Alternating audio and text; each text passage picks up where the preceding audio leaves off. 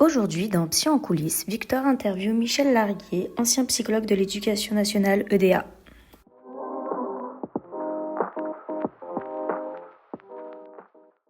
Je suis retraité de l'Éducation nationale depuis 4 ans. Donc je vais essayer au travers de cet entretien de solliciter ma mémoire en espérant qu'elle ne soit pas trop défaillante. J'ai travaillé dans l'éducation nationale pendant un certain nombre d'années, peut-être 35-40 ans, et j'ai terminé ma carrière par 7 années en tant que psychologue éducation nationale. Comment tu fais ? Mon cher enfant, en une seule phrase, ma fonction première est de permettre à chaque enfant élève de s'adapter au mieux au contexte scolaire, que ce soit l'environnement ou l'apprentissage.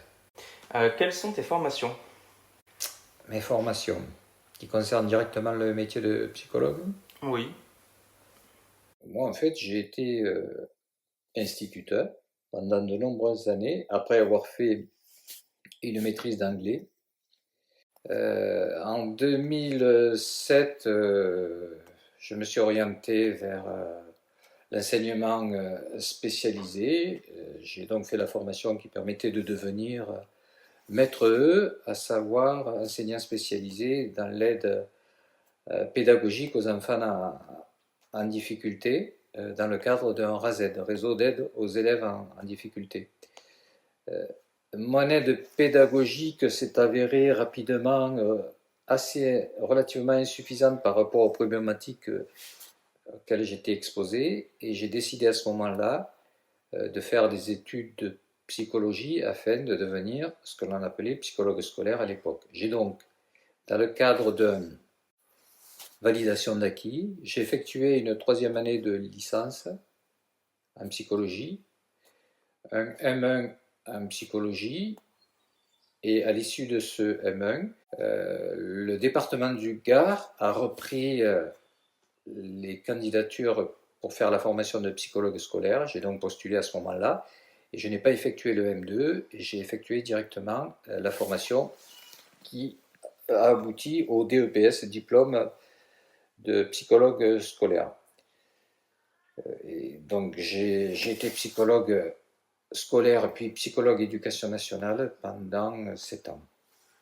Donc, quelles sont tes expériences professionnelles antérieures ? Tu as déjà évoqué le fait que tu as été maître E, mais est-ce que tu en as d'autres ? J'ai été maître d'internat pendant un certain nombre d'années, 6 ou 7 ans.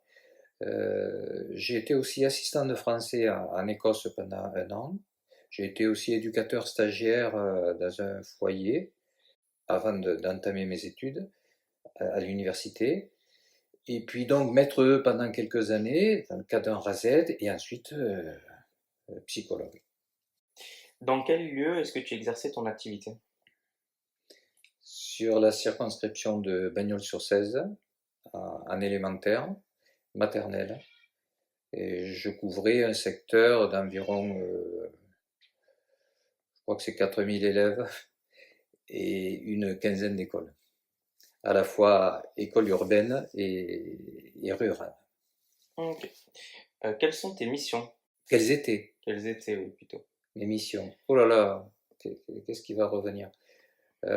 Alors, donc favoriser le bien-être de l'enfant élève dans le contexte scolaire, aider plus particulièrement les enfants élèves qui présentaient des difficultés d'adaptation, aussi bien d'un point de vue comportemental ou d'accès aux apprentissages.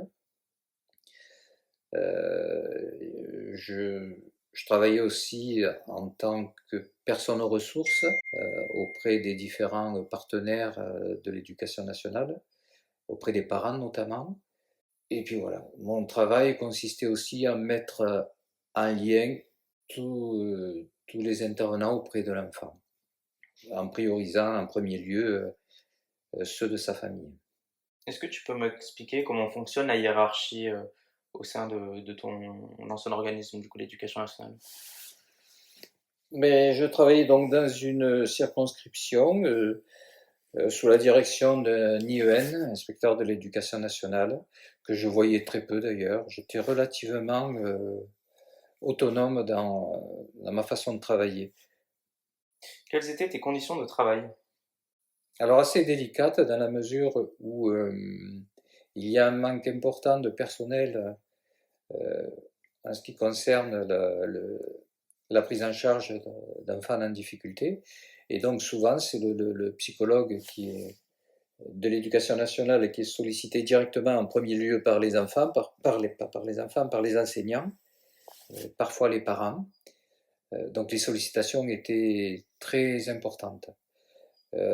Conditions de travail qui pouvaient m'écarter un petit peu de l'idée que je me faisais du métier de psychologue pour me transformer, enfin j'ai résisté quand même assez farouchement, pour transformer le psychologue que j'étais en technicien de l'évaluation psychométrique. Je tenais pour ma part en tout cas à suivre un certain protocole qui correspondait à la part importante de mes missions, à savoir quand même mission de psychologue. Ok. Est-ce que tu peux me donner un exemple type de journée que tu faisais? Alors, est-ce qu'il y a un exemple type? Je me levais le matin. Euh, alors, j'avais un emploi du temps souvent qui était à court terme. Alors, bien sûr, dans mon emploi du temps apparaissaient différentes réunions institutionnelles, telles que les ESS ou les équipes éducatives, différents conseils aussi. Sinon, je prenais mes rendez-vous à court terme et j'avais toujours, dans l'organisation de ma journée, plusieurs possibilités parce qu'il pouvait m'arriver parfois d'avoir un bilan à faire avec un enfant et que cet enfant n'était pas présent à l'école. J'avais toujours un plan B, voire un plan C. Une journée typique, je sais pas, ça pouvait. Il n'y a pas de journée type en fait. Mais je commençais relativement tôt. Souvent, je travaillais un petit peu entre midi et deux. Puis, les premières années notamment, je travaillais beaucoup le soir car c'était le seul moment où je pouvais rencontrer notamment les pères qui étaient disponibles après leur journée de travail. Voilà, et puis j'effectuais tout ce qui était rédaction de compte rendu ou autre, souvent de chez moi, le mercredi ou même le week-end. Ok.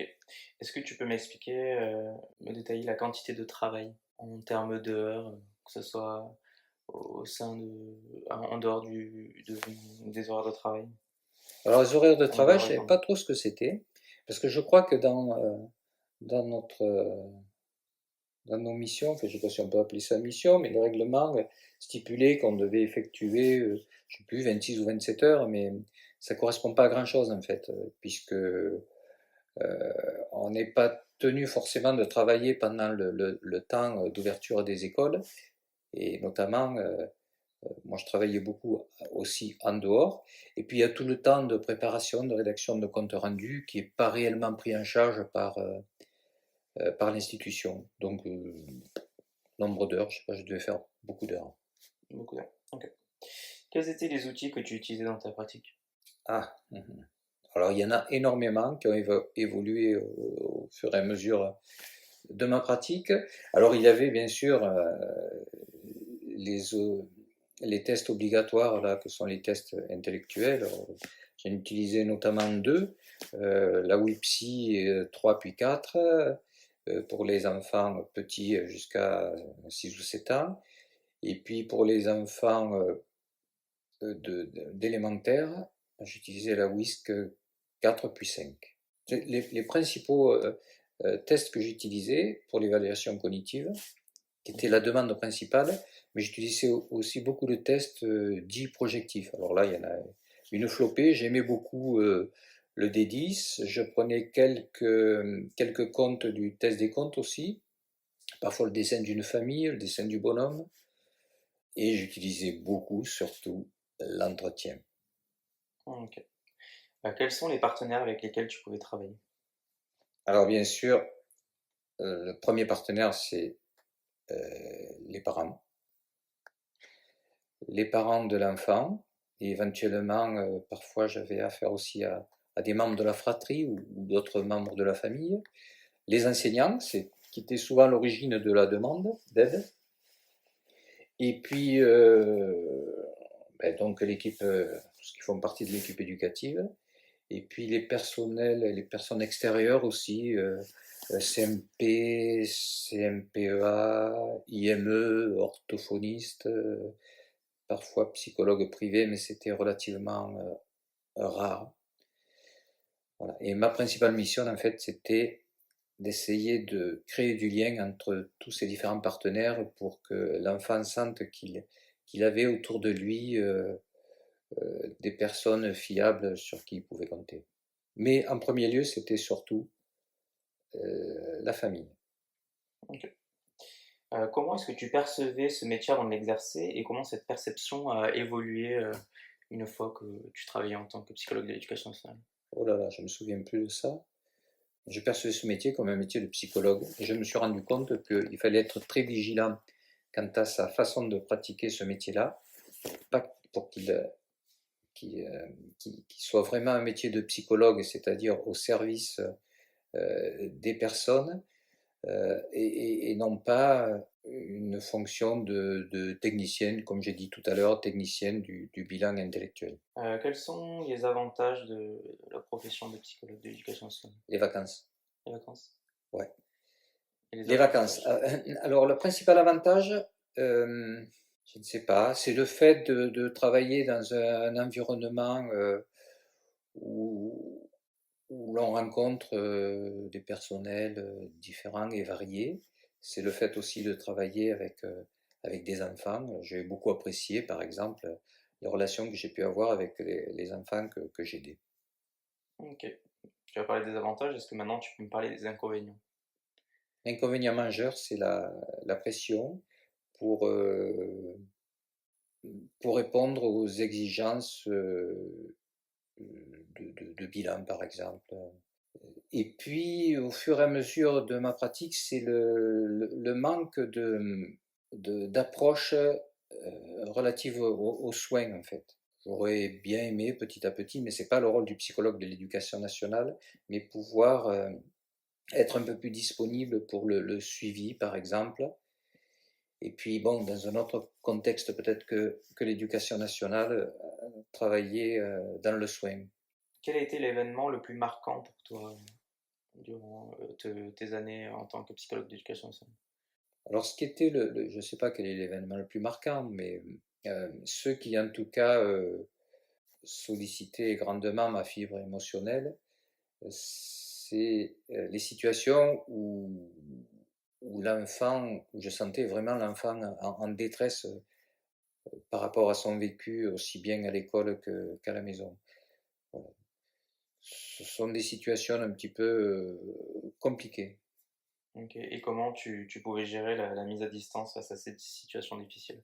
Alors, moi, j'essayais de trouver un juste milieu entre l'implication émotionnelle nécessaire pour avoir, qui est gage finalement qui permet d'établir un lien suffisant avec l'enfant notamment, mais tout en,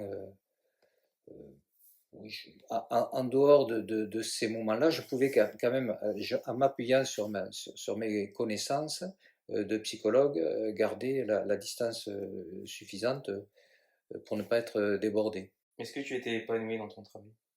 Oui. Oui. Est-ce que tu peux, si tu as envie de le partager, est-ce que tu peux me dire quel était ton salaire? Quel était mon salaire? Je me rappelle du dernier. Mhm. Le dernier, alors c'est vrai que sur le salaire, il y a déduction de la MGEN, l'impôt à la source, je sais pas. Je pense que je devais être aux alentours de 3 000 euros à la fin. Et puis au début, en tant qu'instituteur, parce que je suivais la grille des...